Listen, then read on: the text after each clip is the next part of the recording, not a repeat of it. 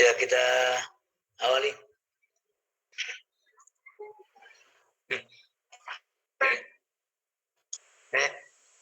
Clara. Muhammad Khalwani Haidar. Ya sudah, mari kita mulai. Assalamualaikum warahmatullahi wabarakatuh. Waalaikumsalam warahmatullahi wabarakatuh. Terima kasih kami sampaikan. Syukur alhamdulillah kami panjatkan kepada Allah Subhanahu wa taala yang telah memberikan rahmat taufik serta hidayahnya sehingga kita bisa bertemu bermuajah bersilaturahim.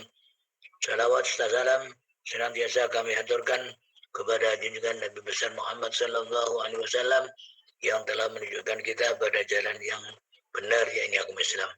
Adik-adik yang berbahagia, sebelum kita berikan waktunya kepada Muhammad Khalwani Haidar, mari kita awali dengan bacaan basmalah. Bismillahirrahmanirrahim. Silakan yang mau presentasi. Khalwani Haidar, silakan.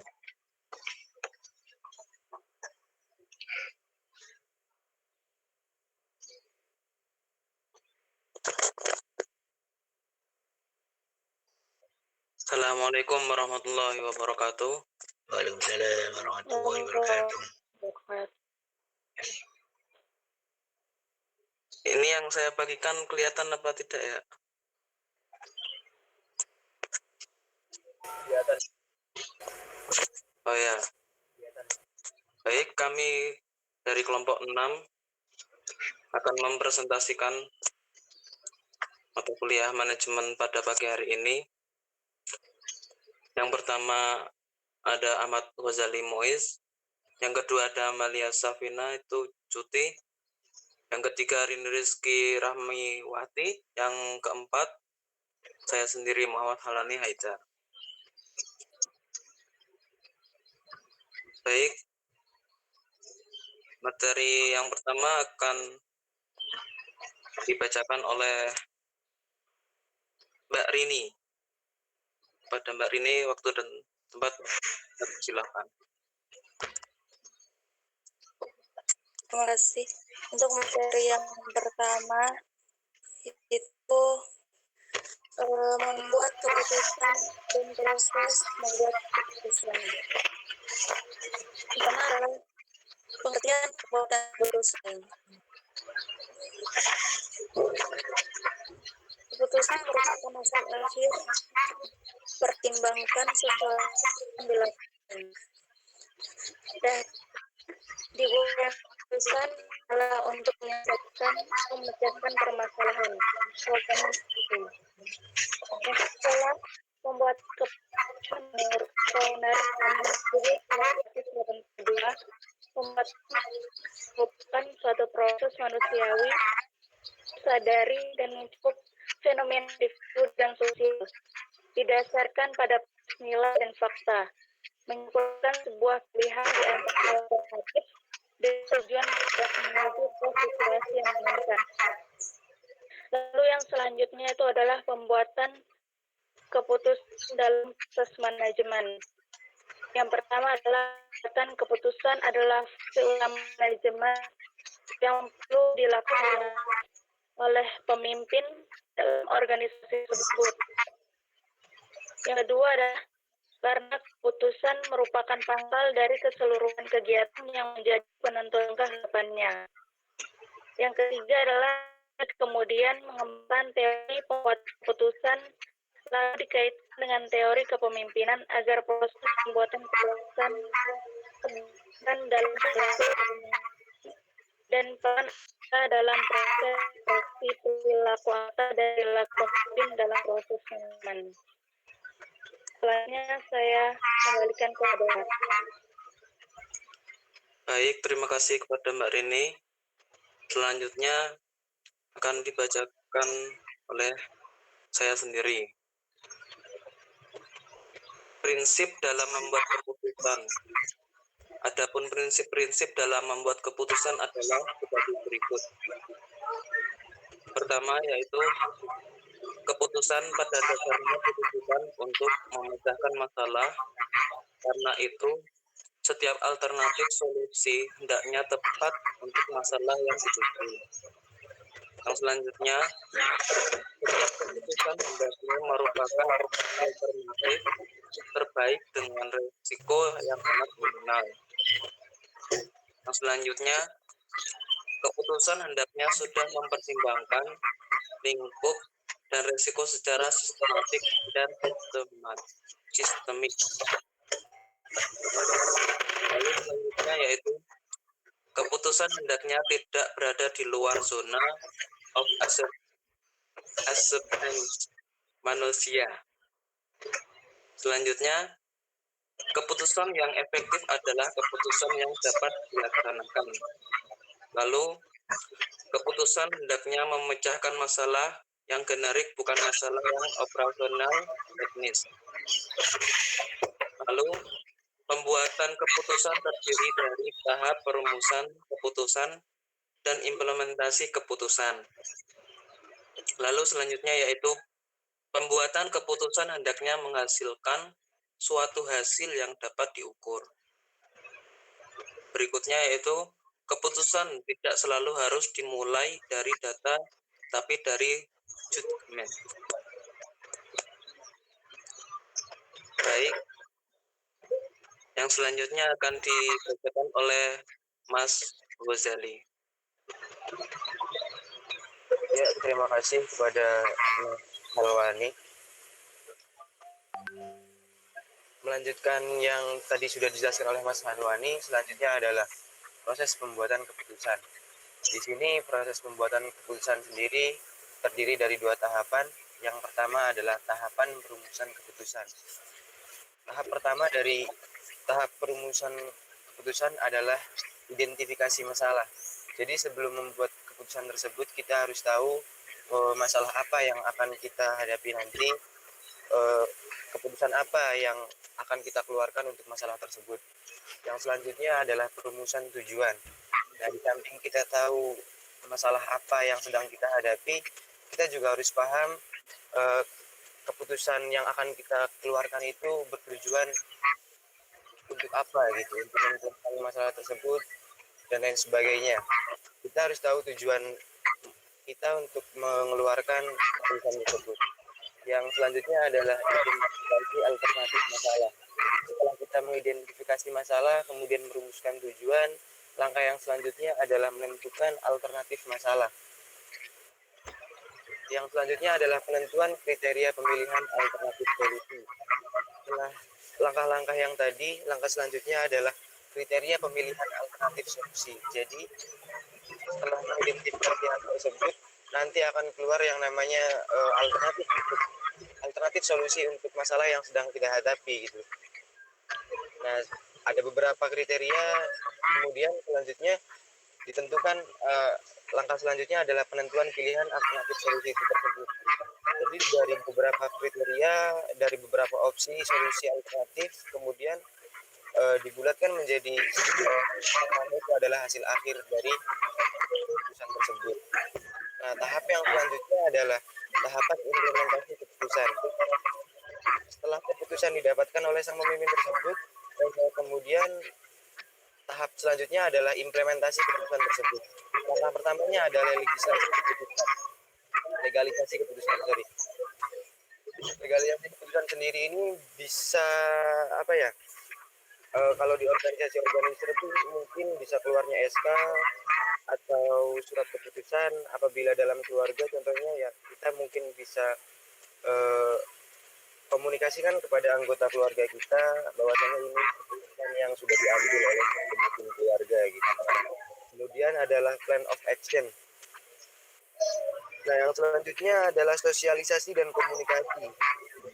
Di sini pentingnya sosialisasi dan komunikasi adalah untuk menyampaikan bahwasanya keputusan yang diambil adalah yang memiliki langkah-langkah tersebut memiliki rencana-rencana yang kita itu disosialisasi dan dikomunikasikan terhadap anggota keluarga maupun organisasi yang lain. Nah, kemudian setelah sosialisasi dan komunikasi, kemudian ada action atau tindakan.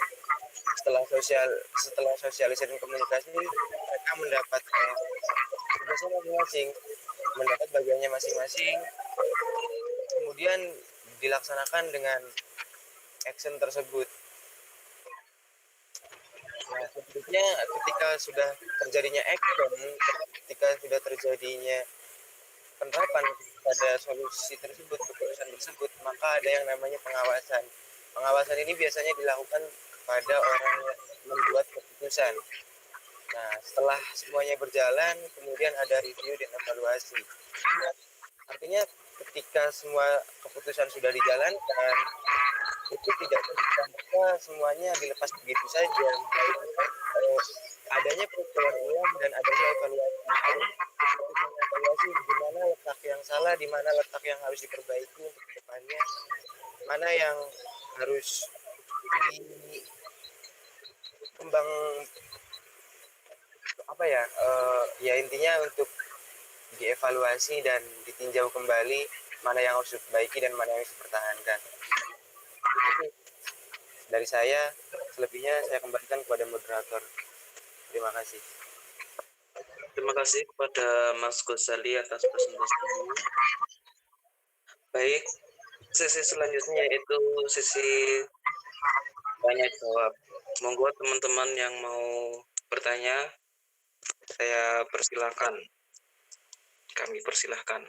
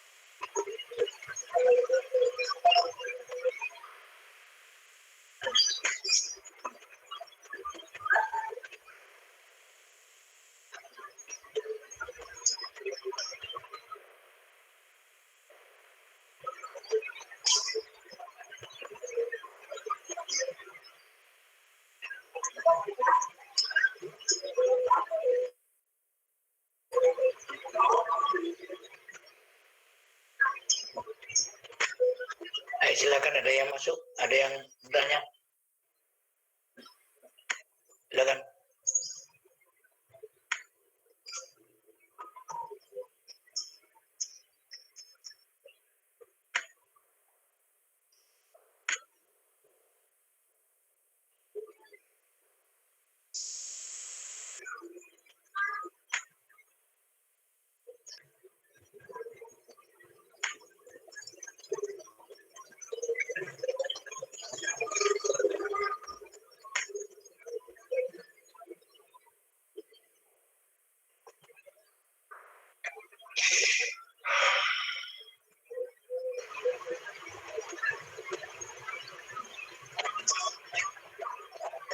Sudah ada yang masuk?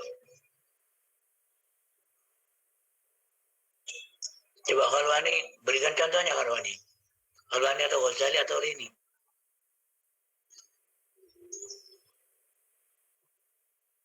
Macam-macam pembuatan keputusan, kemudian contohnya, ya model yang pertama, model yang kedua, model yang ketiga, silakan. Berikan suatu contohnya.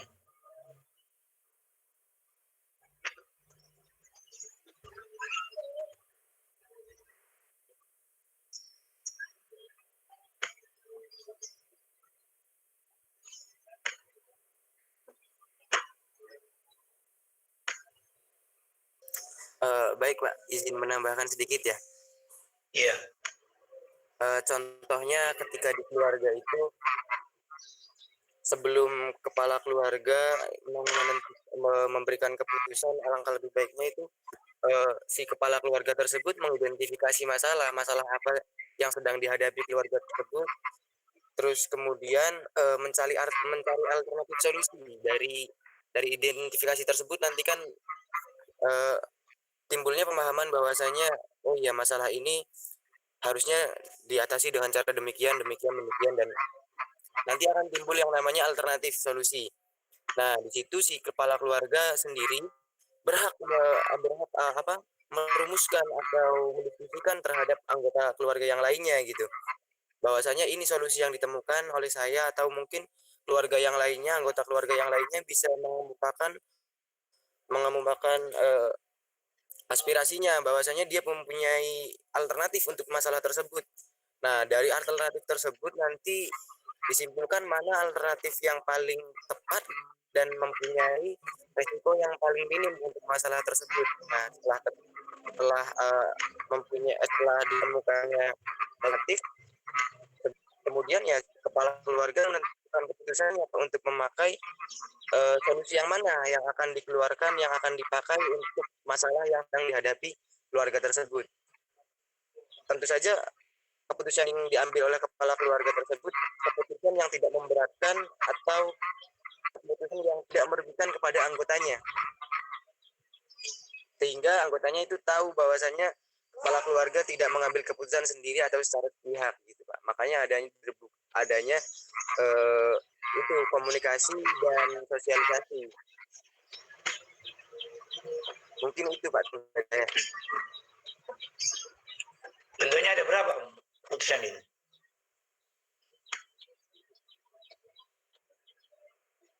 Model-modelnya keputusan ada berapa bentuknya?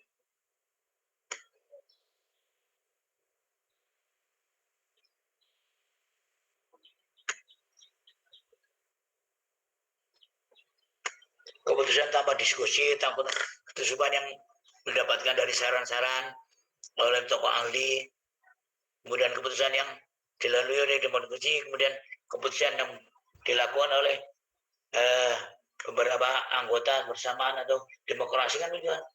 Jadi contohnya bagaimana? Kasih contohnya aja. Jadi keputusan yang pertama seperti ini, kemudian yang kedua seperti ini, kemudian yang ketiga seperti ini, jadi yang keempat seperti ini. Silakan, jangan dijelaskan seluruh tidak. Tentunya keputusan kan ada 4 modelnya keputusan.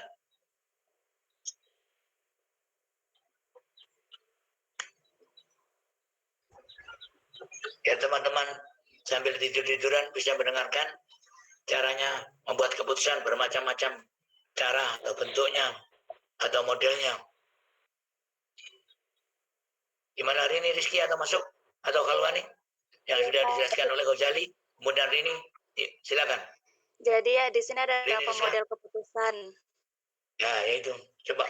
Nah, model yang pertama itu adalah authoritative decision making, yaitu adanya problem atau permasalahan. Selanjutnya ada keputusan, dan selanjutnya adalah adanya untuk melaksanakan keputusan tersebut. Lalu model yang kedua adalah shared decision making, yaitu ada kemudian adanya wakil-wakil anggota pembuatan keputusan, lalu anggota dilakukan. Itu yang model yang ketiga adalah participative decision making, yaitu adanya manajer, lalu ada permasalahan, lalu ada dibuatlah keputusan, lalu itu dilaksanakan oleh anggota. Jadi ketiga model itu merupakan sebuah contoh yang tidak berarti bahwa pemimpin atau manajer dibatasi oleh 3 model tersebut. Jadi rawan model itu dilandasi oleh persepsi dan wawasan serta adanya pengalaman oleh dalam manajemen. Seperti itu Pak. Jadi ada tiga model. Gimana teman-teman? Halo ini contohnya kan? Teruskan kalian nih. Aidar, silakan. Model yang pertama contohnya ini, model yang kedua contohnya ini, model yang ketiga contohnya ini. Coba berikan contohnya satu. Biar Anda nanti kalau sudah melangkah menjadi seorang manajer bisa berikan suatu keputusan. Perencanaan kemudian keputusan, direncanakan kemudian diputuskan. Kan itu kan. Ayo silakan Kalwani atau Ghazali menyambung perkataan ini. Yang Anda jelaskan tadi kan? Dia terpetak-petak atau klasifikasinya jelas. Tidak secara menyeluruh seperti itu.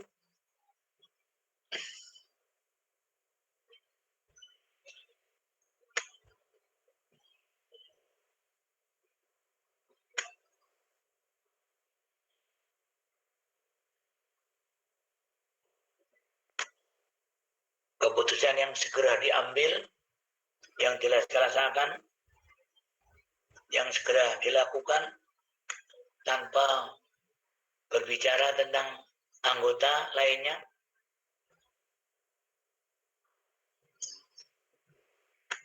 Kemudian keputusan atas saran para ahli, baik para politikus atau ekonom atau yang lainnya.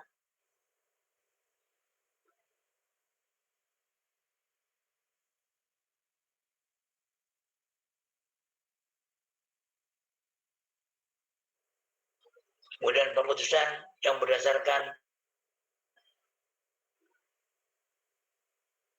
ikut memberikan suatu saran dan semua ikut membicarakan.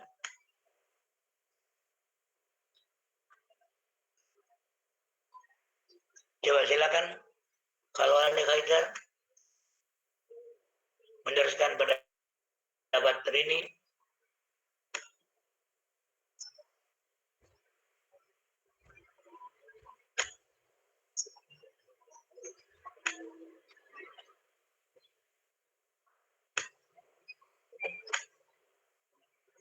Kemudian nanti setelah Anda semuanya saya tawarkan pada teman-teman.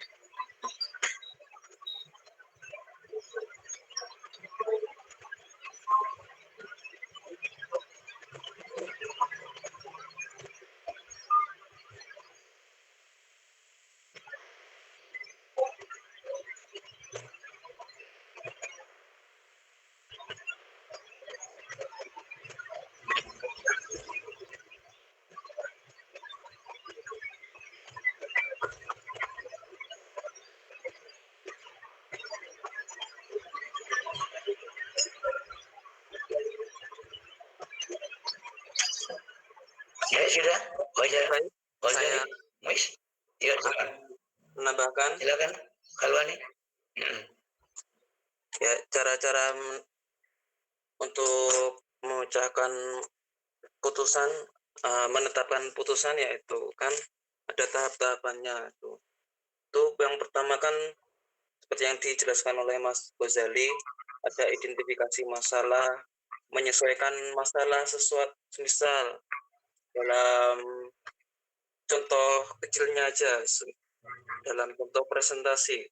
Nah, kita kan semisal besok presentasi itu siapa saja yang mau presentasi bagian mana yang akan dibaca itu masalahnya di dipecahkan dulu pertama. Yang kedua yaitu perumusan tujuan. Tujuannya yaitu kan dalam presentasi kan menyampaikan bacaan tersebut. Yang selanjutnya yaitu identifikasi alternatif.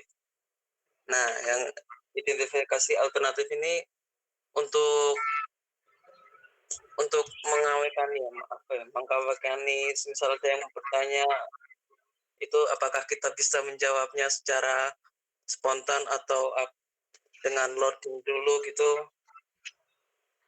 Itu.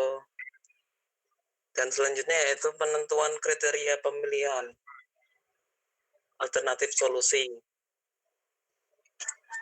Mungkin ya seperti kita searching dulu, misal ada materi yang belum paham atau gimana, itu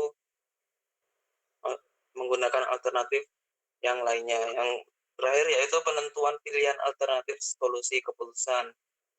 Setelah menemukan alternatif itu, maka kita ajukan kepada teman-teman begitu, Pak. Sudah, Muhammad Khalwani. Ya, coba yang lainnya. Yang masuk siapa? Berbicara tentang keputusan, bagaimana caranya membuat keputusan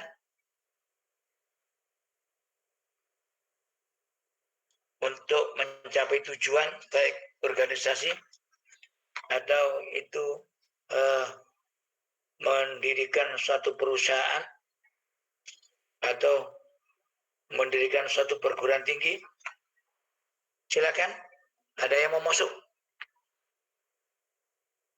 Langkah-langkah yang harus ditempuh, model-modelnya keputusan bagaimana, yang terbuka atau tertutup, atau yang demokrasi, atau keputusan yang dihasilkan dari pendapat para ahli. Silakan. Siapa yang mau bertanya atau mengajukan pendapat atau usul, silakan.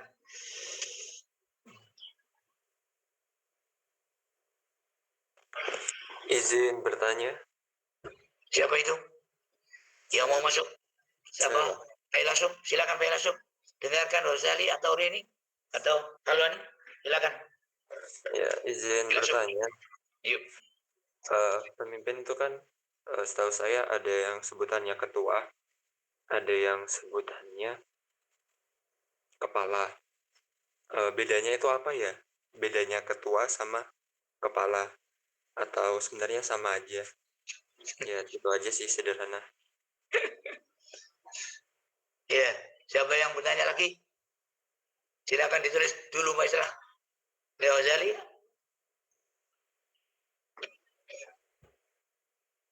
Apa bedanya kepala dan ketua?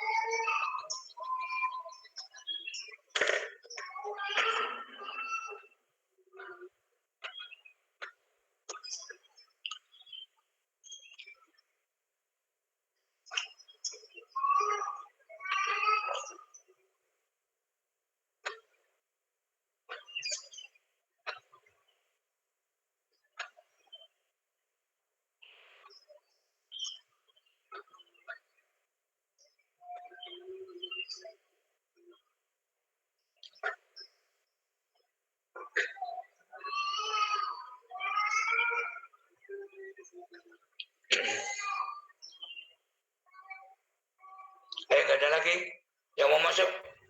Kalau tidak ada lagi, silakan Bazali atau Ririn atau Rini atau Kalwani, Haidar, untuk menjawab pertanyaan Failasum. Apa bedanya kepala dan ketua? Atau beda istilah saja? Atau tugasnya yang beda? Izin menjawab ya Pak, Iya, kalau silakan. sudah tidak ada bertanya. Ghazali. Kalau menurut saya antara kepala dan ketua itu menurut saya ya, itu Iya. sama saja sih tugas dan kewajibannya. Yang membedakan itu cuma ruang lingkupnya. Biasanya kalau ketua itu dipakai dalam kepanitiaan atau dalam sebuah tim, sedangkan kepala itu lebih cakupannya lebih besar kayak perusahaan atau mungkin organisasi atau badan-badan yang lain gitu. Kalau tugas dan kewajibannya menurut saya sama sesuai porsinya masing-masing gitu. Yang membedakan cakupannya aja sih. Itu pendapat dari saya sih, mungkin ada yang lain. Silakan ada yang lain. Kalau ini yang menambah. Ghazali mengatakan bedanya di ruang aja ya. Sebenarnya adalah sama ketua dan kepala. Silakan Haidar atau menjawab atau ini.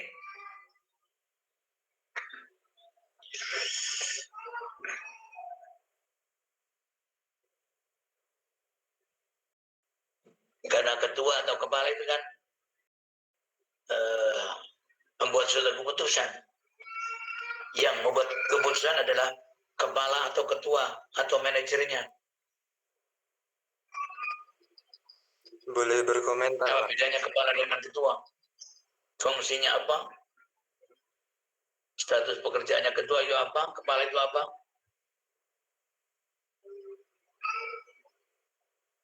Silakan ada yang masuk. Kalau Andi Haidar dan ini tidak menyambung, apakah yang ada yang lain? Masuk, silakan. Mau berkomentar dari jawaban tadi, Pak. Oh, baik masuk, silakan. Kalau misalkan ruang lingkup, kalau berbedanya pada ruang lingkup saja, saya kurang sepakat sih, Pak. Karena misalkan tadi disampaikan bahwasanya ketua itu ruang lingkupnya lebih kecil kayak organisasi dan sebagainya, sedangkan kepala ruang lingkupnya lebih besar. Saya di sini kurang sependapat karena kalau kita lihat pengadilan agama ataupun kejaksaan tinggi dan kejaksaan negeri, pemimpinnya itu sebutannya adalah ketua bukan kepala, seperti itu. Jadi ya kalau menurut saya ruang lingkup itu bukan suatu perbedaan sih, Pak. Gitu. Terus menurut saya apa? Sebenarnya Anda kan sudah bisa membedakan kan? Kepala itu begini, ketua itu begini kan gitu kan. Tadi kan sudah Anda dengan kepala KUA atau kepala pengadilan agama, apa gitu disebut ketua, apa bedanya? Kalau Anda berani menyanggah Ghazali, pendapatnya Ghazali berarti Anda pengertiannya sudah hampir tahu. Kalau berfilosof apa? Jadi kalau menurut pendapat saya gini Pak, jadi ini mungkin minta pembenaran gitu Pak, apakah pendapat saya ini benar apa enggak gitu Pak? Nanti kan dibicarakan oleh teman-teman yang lain, silakan. Ya jadi begini Pak, kalau ketua itu dia tupoksinya hanya mengetahui kinerja dari bawahannya, tapi dia tidak memiliki wewenang untuk memerintah bawahan atau anggotanya, seperti itu. Sedangkan kepala itu selain memiliki tugas mengetahui, dia juga memiliki tugas untuk memerintah, kayak gitu sih Pak. Berarti kan luas. Kepala berarti kan? Iya, lebih luas, wewenangnya lebih banyak kepala. Kalau ketua hanya sekedar mengetahui saja. Oh, Ghazali tadi kan bilang begitu kan? Luas kepala daripada ketua. Iya, sampai disampaikan gitu. Cuman untuk ruang lingkup lebih kecil, ruang lingkup lebih besar, itu sih yang saya kurang mendapat. Ibaratnya ketua itu kayak organisasi doang, organisasi kecil, kayak gitu. Intinya yang saya kurang sepakat Pak. Oh gitu. Iya, karena ya kalau organisasi besar kayak pengadilan agama gitu pun dia pakainya ketua bukan kepala. Setahu saya gitu sih Pak. Ada yang membantu Ghazali? Silakan.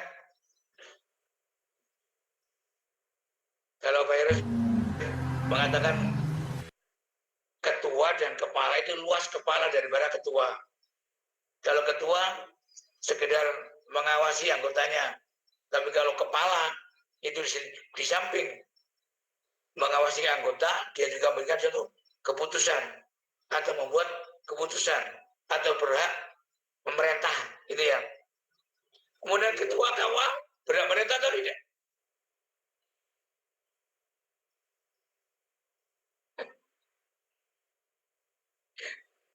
Kalau Anda mengatakan begitu, berhak menyuruh atau merintah atau memutuskan ketua KUA, kepala KUA atau ketua KUA?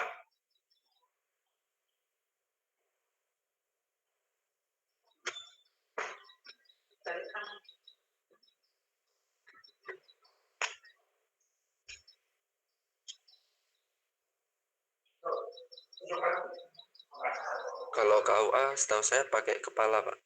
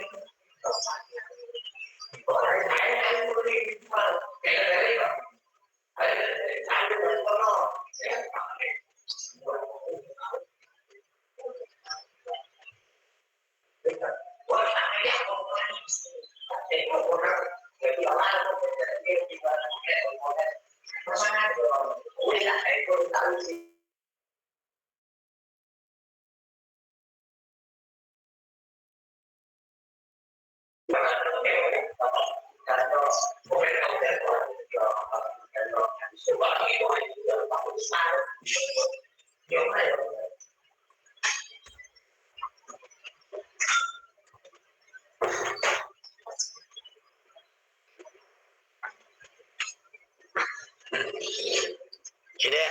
Siapa yang meneruskan? Ada yang masuk, ada yang mau bicara, atau yang menyampaikan, atau filsuf tadi pendapatnya sudah bisa diterima oleh teman-teman yang lain?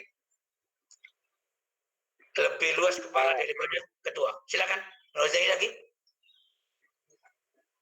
Maaf Pak, sebelumnya saya sempat bingung begini terkait tadi sanggahan oleh Mas Failasuf, karena saya kemukakan tadi karena bahwasannya kepala itu lebih ruang lingkupnya lebih besar daripada ketua, lebih luas daripada ketua. Sedangkan yang disampaikan Mas Failasuf tadi sepertinya hampir sama. Jadi saya bingung menanggapinya itu di sebelah mana Mas Failasuf yang tidak sependapat dengan pendapat yang saya sampaikan tadi gitu loh. Makanya saya kok agak bingung untuk menjawabnya lagi gitu, Pak. Oh iya. Mas Gimana Failasuf? Ya, dikembalikan kepada Failasuf saja. Baik Failasuf. Karena Ghazali masih apa bedanya ketua dan kepala ya? Karena larinya tadi yang memberikan satu putusan itu kepala atau ketua gitu loh.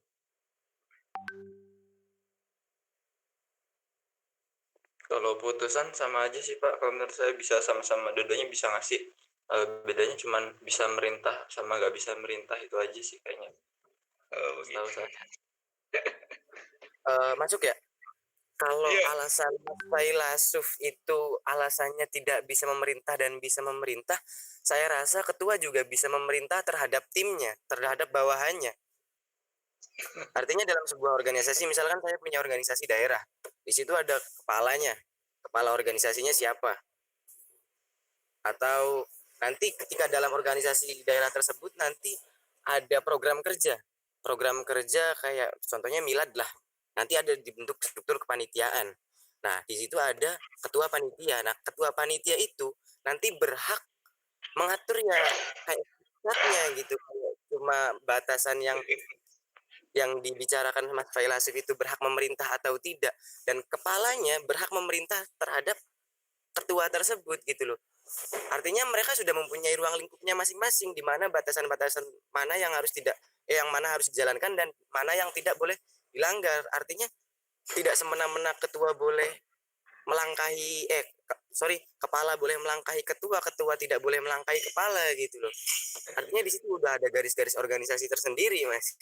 Kalau berbicara boleh memerintah atau tidak ya. Gitu sih, Mas.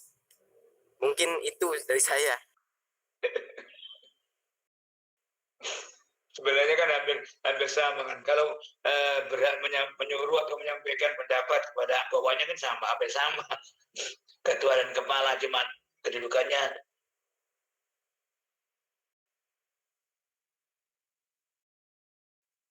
organisasi atau ketua organisasi kan sama.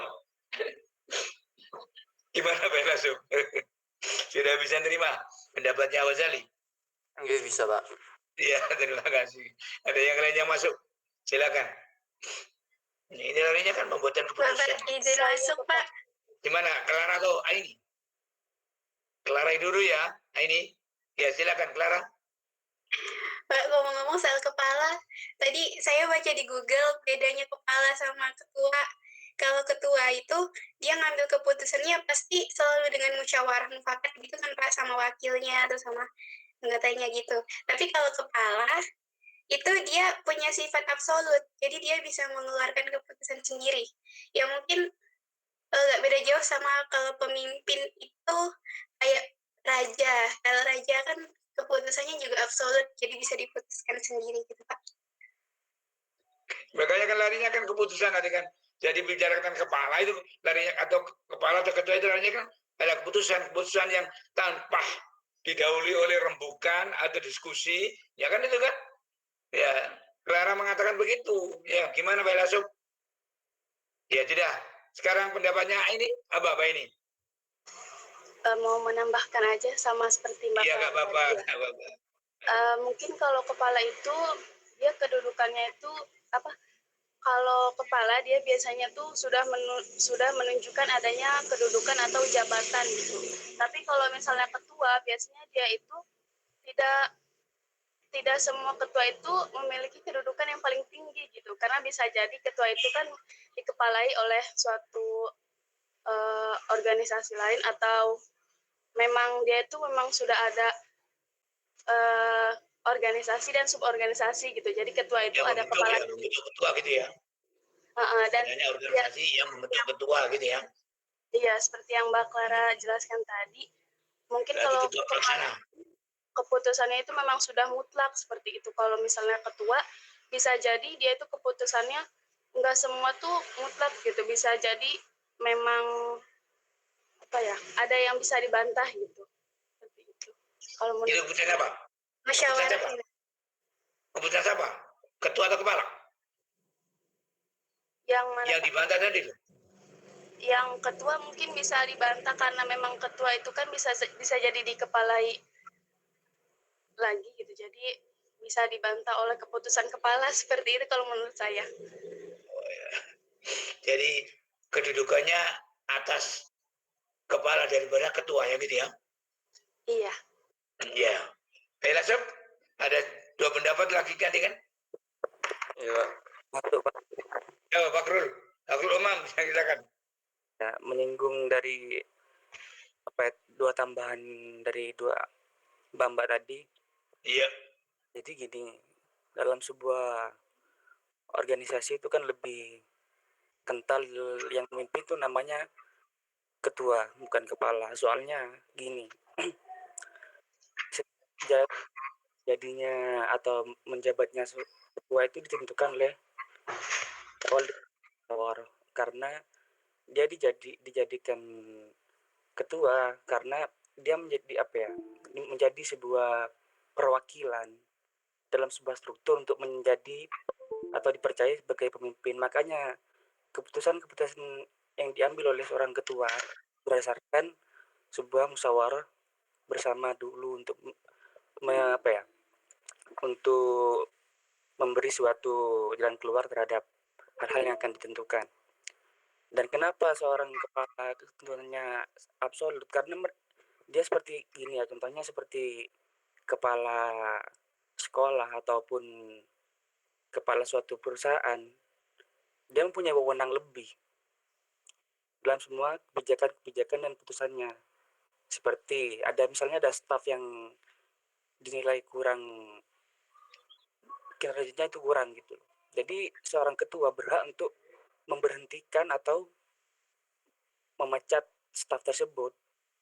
Jadi kalau dalam sebuah organisasi kan tidak ada wewenang yang demikian. Jika ada bawahannya yang kurang maksimal kerjanya, maka kewajiban ketua itu hanya mengingatkan dan memonitor kinerja setelah ditegur tersebut.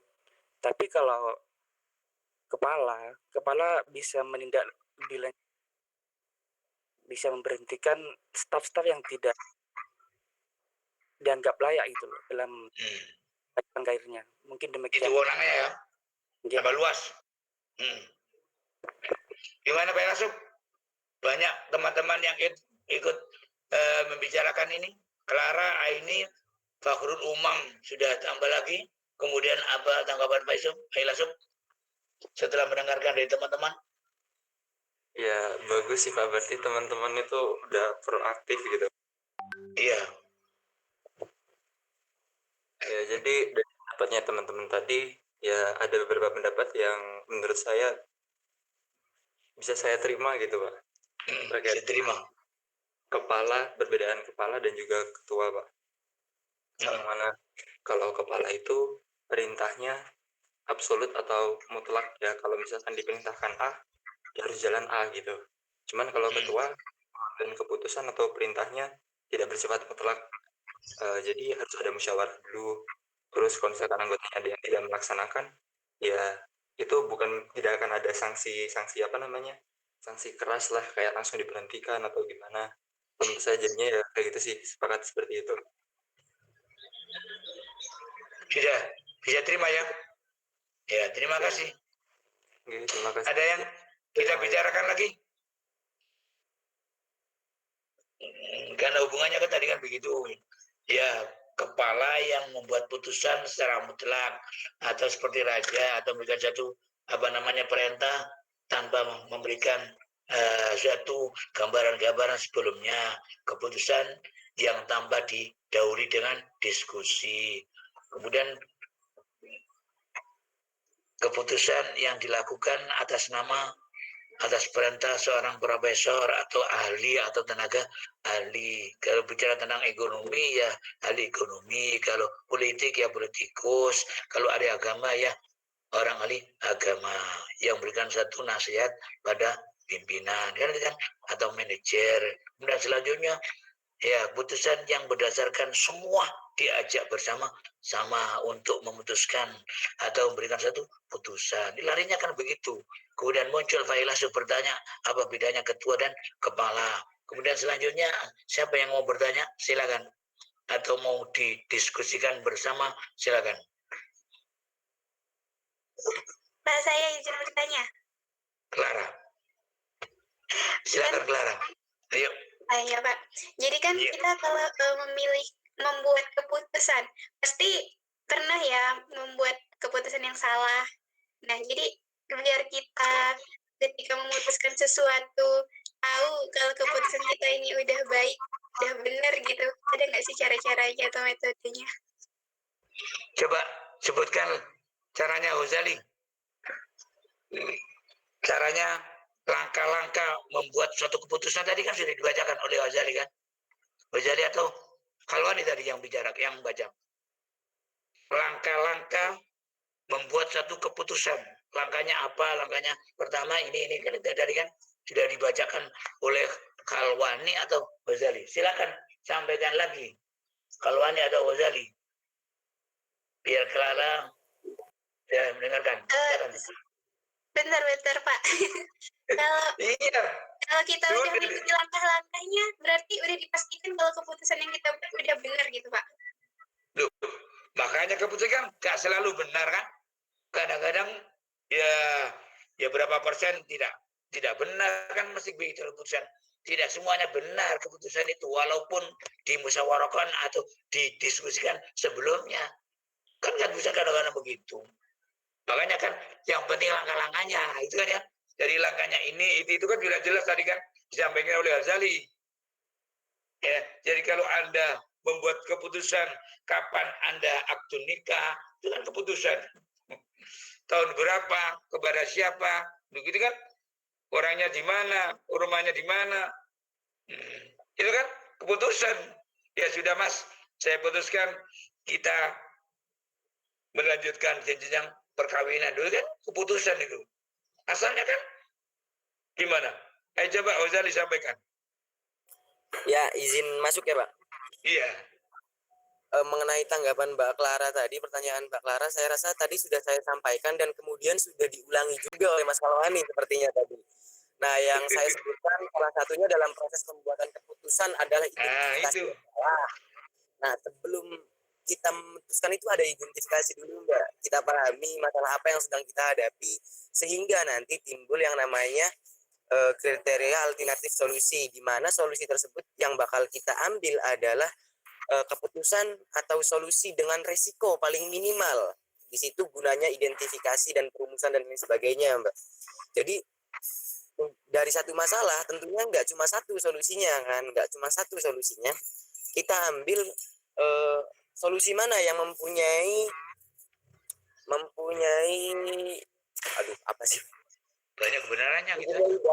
Mempunyai dampak yang paling, resiko yang paling minimum, sehingga kita bisa memilih resiko mana yang paling minimum dan bisa mengambil keputusan yang tepat agak untuk masalah tersebut gitu, sehingga minimnya terjadinya kesalahan dalam pengambilan keputusan. Semisal sudah diambil keputusan tetapi terjadinya masalah, nanti kan ada yang namanya evaluasi.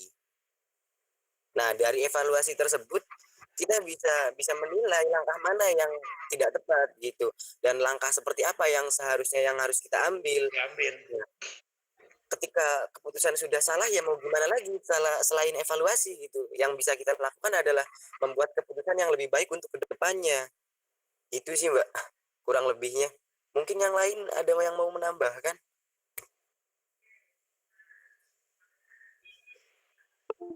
Kalau keputusan udah salah ya udah, Mbak, evaluasi aja, Mbak. Oh iya. Boleh, Oke, makasih ya Mas. Oh iya, Mbak, sama-sama.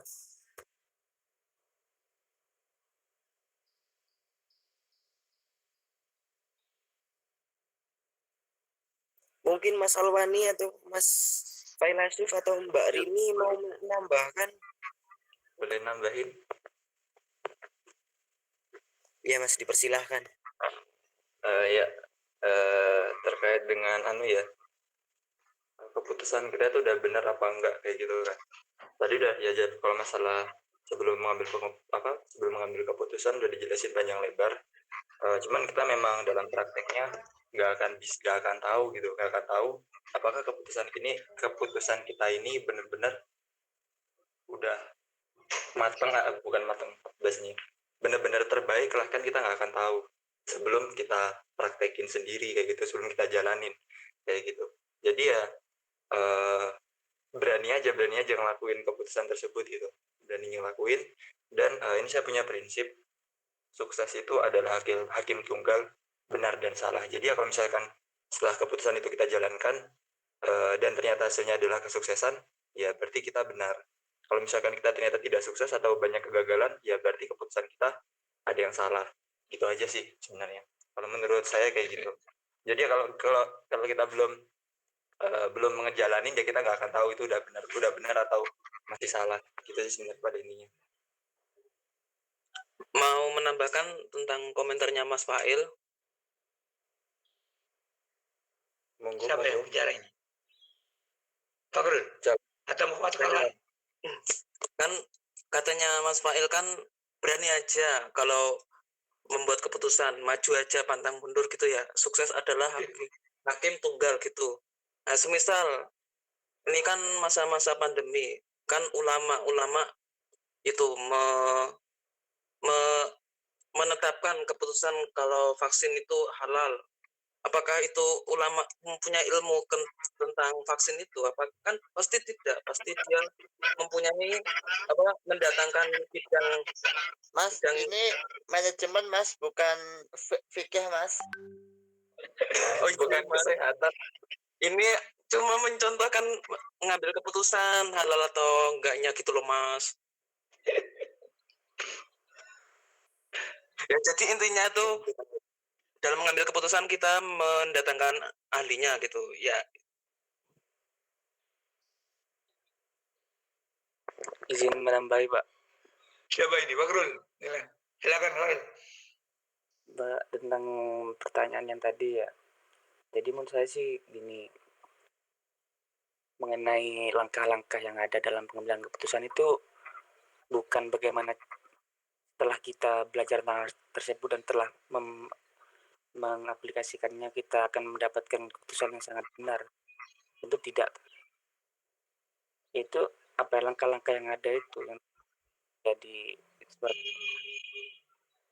persentase penyesalan setelah kita ambil keputusan tersebut lebih minimal aja gitu loh. Yang telah disebutkan tadi adalah untuk meminimalisir kekecewaan ataupun hal yang demikian setelah kita mengambil keputusan tersebut. Dan yang kedua, mengenai bagaimana cara kita agar setelah mengambil keputusan tersebut kita tidak mengalami tidak mengalami kegagalan lagi lah, intinya seperti itu. Ya caranya memang bisa dikatakan berani mencoba, memang itu harus dilakukan. Setelah kita berani mencoba lalu keputusan yang kita ambil itu adalah sebuah kesalahan, jadi kita bisa menjadikannya itu sebagai evaluasi untuk mengambil keputusan berikutnya. Jadi intinya memang setiap keputusan yang penting ataupun urgent, dan kita memang harus melalui pertimbangan yang sangat alot dulu memang. Jika tidak kalian anggap sebagai suatu hal yang berpengaruh untuk masa depan kita. Dan kita semakin dewasa harus lebih bijak dalam menimbang ataupun mengambil keputusan tentang hal yang berbau masa depan. Mungkin seperti itu, Pak. Terima kasih Pak Karul. Yang penting semuanya bisa membuat suatu keputusan yang tepat, ya, keputusan yang tepat dan kemudian dijalani. Entah kenapa keputusan mau kuliah, yang menjadikan kuliah, keputusan jadi seorang pegawai negeri, keputusan menjadi seorang pedagang, pegawai, atau wira swasta itu harus tepat. Keputusan ini kan keputusan. Ya, jadi sebenarnya kita belajar ini harus kita manfaatkan. Jadi sebenarnya materi ini adalah sudah biasa kita lakukan, cuma jarang dibaca. Ya, jarang dibaca. Yang penting putusanya itu, perencanaan yang itu. Ya ini gitu kan. Setelah kita membaca manajemen, ya semuanya tahu mana yang harus diputuskan, yang secara cepat dan bisa dilaksanakan. Dulu kan kita itu keputusan yang baik. Dikasih jalannya ini sampai terakhir ditetapkan, gitu kan? Jadi melihat kalau keputusan kuliah ya dilihat kuliahnya di mana, kemudian dananya dari mana, kemudian apakah orang tua kita mampu dananya digunakan untuk kuliah itu kan, kemudian diputuskan, ya saya putuskan kuliah di Jogja, itu kan gitu kan. Jadi permasalahan-permasalahan atau elemen-elemen di atas tadi sudah jelas terkumpul semuanya, dampak dan tidak ini itu nanti semua setelah dijalani. Kalau evaluasi itu kan setelah dijalani, seperti perusahaan jangkanya pendek, 1 minggu, 1 bulan, nah itu kan bisa dievaluasi kalau sudah jangka waktunya selesai. Tapi kalau belum selesai, kalau kuliah ya evaluasinya 4 tahun, ya nggak bisa secara langsung. Memang waktunya adalah S1 adalah 4 tahun ya. Itu seperti itu kan. Tapi diidentifikasi permasalahannya sudah jelas, kemudian diputuskan ya sebelum kuliah, kan? Tidak ada yang masuk lagi? Setelah berbicara tentang kepala dan ketua, kemudian dampak positif dan negatifnya keputusan yang ditanyakan oleh Clara, kemudian Arham mau masuk. Iya. Iya, silakan. Coba menjawab Bapak. Jadi setiap pemimpin atau ketua umum pasti mempunyai sebagai penentuan arah, sebagai wakil dan juru bicara organisasi, sebagai komunikator, terus sebagai integrator. Jadi setiap keputusan ketua atau pemimpin harus mengetahui masalah hal-hal sebelum keputusan, dan seterus itu kumpulkan data-data ataupun hal-hal yang terjadi yang ingin keputusan, dan seterus itu menganalisis dan seterus itu penentuan beberapa yang sudah ada hal-hal ataupun data-data yang ingin keputusan, dan keputusan yang jalan yang baik. Seterus itulah memilih cara yang ketentuan terbaik, yang terbaik, maupun ada jalan yang 1, 2, 3, pastilah memilih yang jalan yang terbaik. Setelah itu, jika sudah ambil hal yang sudah ketentuan, terus pelaksanaan hal-hal itu. Dan setelah itu akan mengevaluasikan hal-hal yang itu. Setiap keputusan itu bisa menilaikan. Jadi gitu Pak. Evaluasinya setelah pelaksanaan maupun program operasional ataupun ajuan, itu pasti jika sudah melaksanakan, setelah itu mengevaluasikan. Jika sudah keputusan itu keputusan yang positif atau negatif, mungkin gitu Pak. Makasih Ram.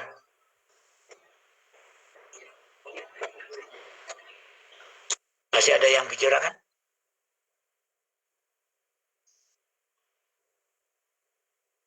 Sudah Clara?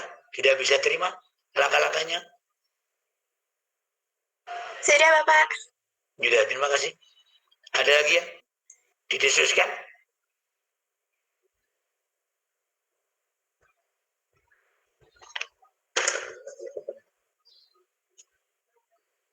Tidak ada lagi enggak? Ada lagi atau sudah tidak ada lagi?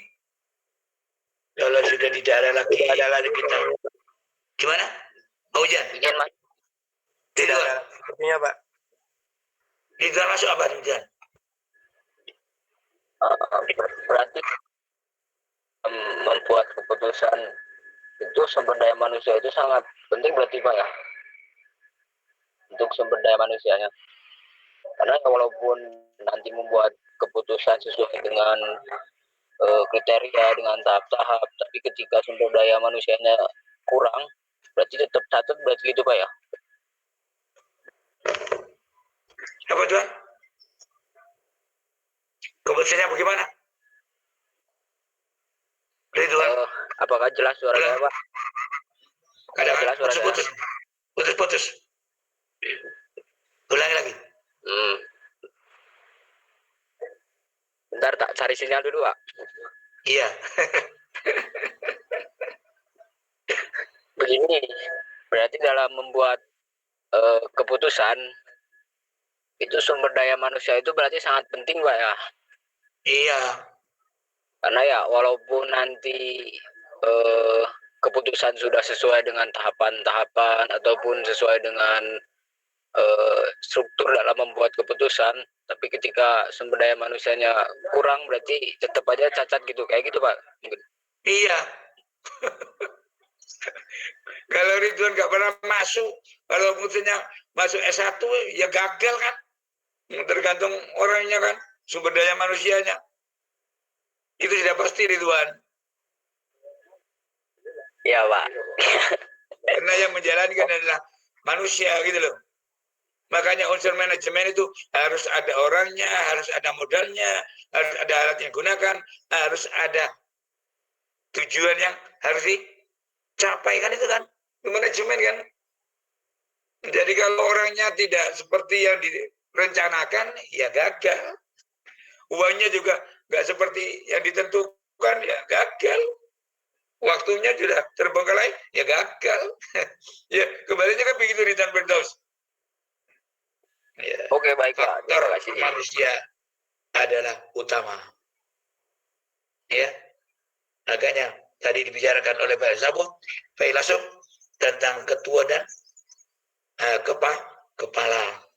Siapa yang berhak ya menentukan satu keputusan atau yang membuat keputusan, dan siapa yang berhak menjalani, entah ketua atau kepala. Hubungannya yang paling rendah adalah ketua, yang paling atas adalah kepala yang bertanggung jawab. Nantinya kan begitu. Ya, jadi tergantung orang yang menjalani. Makanya unsur manajemen itu adalah antara lain sumber daya manusia. Berhasil atau tidaknya perencanaan itu kan manusianya. Atau alat yang dipakai manusia. Gitu ya. Jadi seperti kemarin di dunia NTT ya, beberapa jembatan yang hancur walaupun banyak sumbangan tapi tidak tersampaikan di tempat tujuan karena sulit untuk membawanya. Itu kan bikin perencanaannya matang, barangnya matang, orangnya matang, tapi kendala lalu lintasnya sama kan itu kan. Jadi perencanaannya sudah pas, barang ini disumbangkan oleh warga NTT yang kena musibah, tapi ternyata jalur yang digunakan untuk menempuh pada sampai tujuan tidak bisa, artinya putus. Gagal atau tidak? Gagal. Walaupun rencananya baik, tapi kalau yang menjalankannya tidak baik, itu tidak mungkin akan berhasil.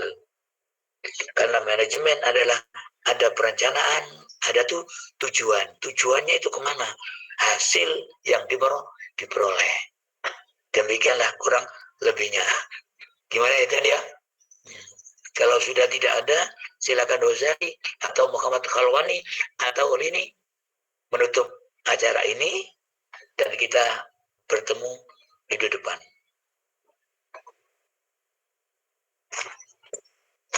Terima kasih pada Bapak dan teman-teman yang sudah menambahkan dan menjelaskan semuanya.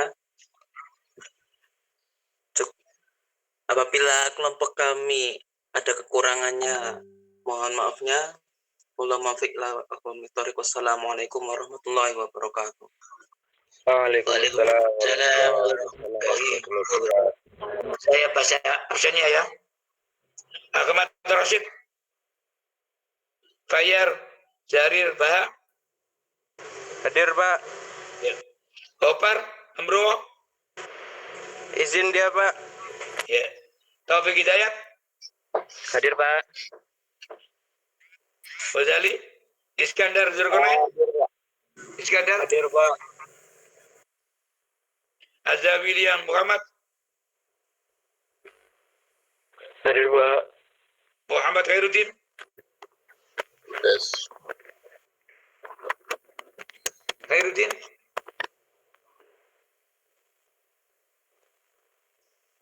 Muhammad Arfi Darmawan. Hadir, Pak. Ridwan Firdaus. Hadir, Pak. Dian Masudi. Hadir, Pak. Azmal Haris. Hadir, Pak. Aini Putri. Hadir, Bapak. Naza Ulan Zamzami. Hadir. Ada, Pak. Ahmad Siva.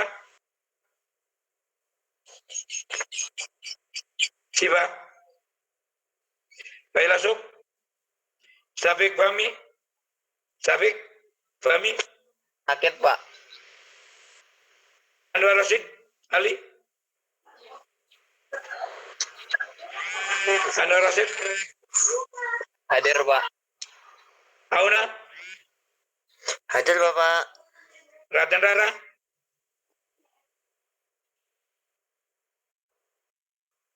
Rara? Khalwanul Firdaus? Hadir, Pak. Firdaus? Hadir. M. Khalwani Haidar? David Iqbal? Kun Hadir, Fakiro? Pak. Iya, iya. Hadir, David. Kun Hadir, Pak. Fakiro? Hadir. Nabi Dasari? Hadir, Pak, hadir. Fakrul Umam? Hadir, Pak. Sahalam? Hadir, Pak. Hadir. Akbar Sujadi? Akbar? Riri Mila? Hadir, Pak, hadir. Muhammad Amrul Ma'ruf? Amrul Ma'ruf?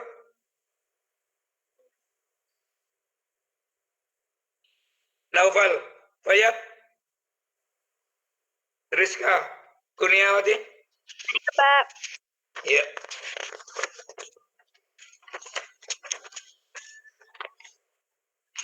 Alvin Azizur Rahman?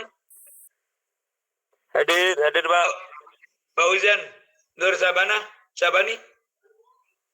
Fauzan Nur Sabani hadir, Pak. Iya. Rizky? Hadir, Pak. Sabarwadi? Hadir. Mana Sabarwadi? Abdurrahman Ad-Dakhil? Hadir, Pak. Najib Rafiuddin? Hadir, Pak. Zaki Akhyar Ritama? Zaki Akhyar? Tias Nurwakoda? Hadir, Pak, hadir. Iya. Muhammad Agda Maulana? Agda Maulana? Cuti, Pak. Izin, Pak. Kala Nurin Fitria? Kala? Mana Kala? Alvan Nadila?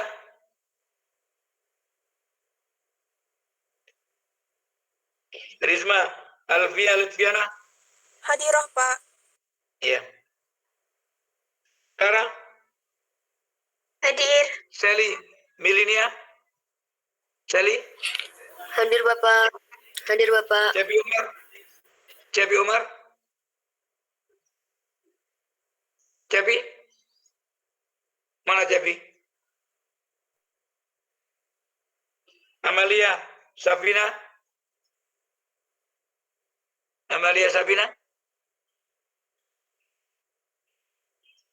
Cuti. Izil Mutakin? Izil Mutakin? Muhammad Adib Darmawan? Subhan Muhammad? Airham MAAE? Hadir, Semuanya Pak. sudah? Siapa itu? Airham. Hadir. Mohon maaf, Pak. Ahmad Sifa hadir. Ahmad siapa? Siba? Ahmad Sifa hadir. Ahmad Ajib? Ajib? Terima kasih. Nggih, sama Ahmad Sifa. Ya, sudah semuanya? Ahmad Sifa? Ada ya? Ya, terima kasih. Mari kita tutup dengan bacaan hamdalah. Alhamdulillah. Wassalamualaikum warahmatullahi wabarakatuh. Waalaikumsalam.